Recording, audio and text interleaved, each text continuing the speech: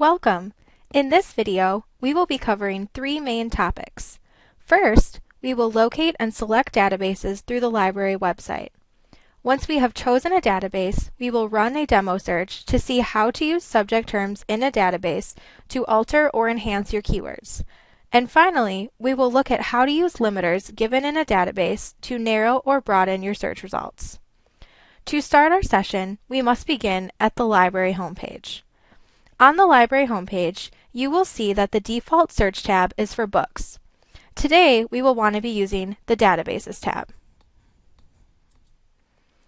If you know the name of the database you'd like to search in, you can type part or the whole name of the database in this search box. Odds are, though, you're going to want to browse databases. Today, we're going to browse databases by subject. From this By Subject page, you will find and select your field of study. For your class, the subjects Communication, Journalism, and Rhetoric, Psychology, and Sociology will most likely be the areas you'll want to explore. It will often be most beneficial to try out various subjects because that will give you different perspectives on your topic. But for this example, I am only going to look at the Communication, Journalism, and Rhetoric subject tab. Once you're on this page, you will see that there is a variety of databases listed.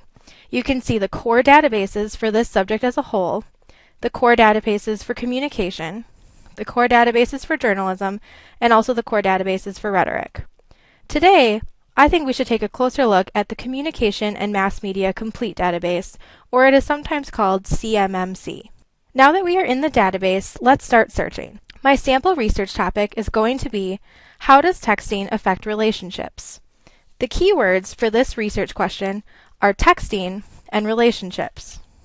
You can see that I'm using the truncation symbol on texting so that our search results will give us things that have text, texting, and texts.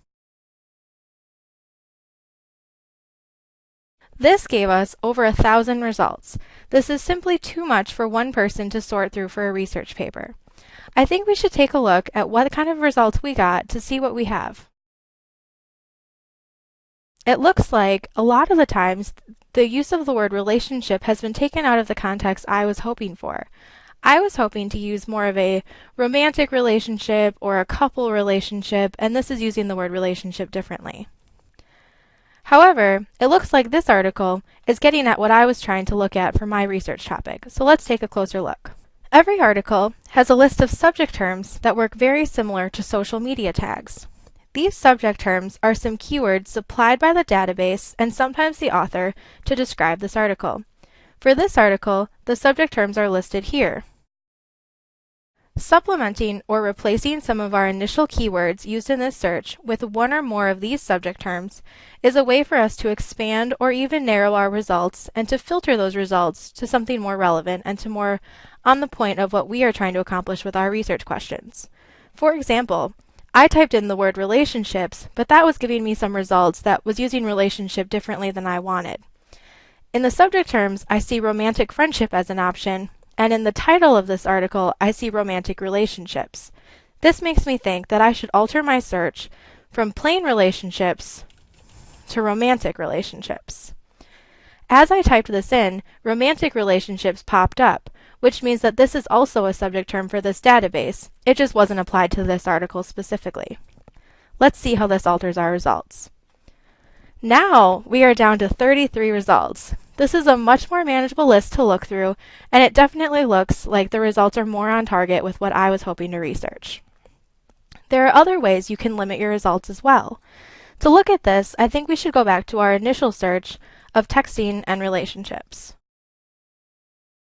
Now that we are back to this list of over 1,000 articles, you can see on the left-hand side that there are a variety of ways that you can continue to limit your result list. You can limit to only scholarly and peer-reviewed journals, which for your assignment I would highly suggest that you do. You can also limit to full text. I recommend that you don't limit to full text because we will show you other ways to find text if a full text is not available. However, limiting by publication date so you can have more recent publications would definitely be something I would suggest.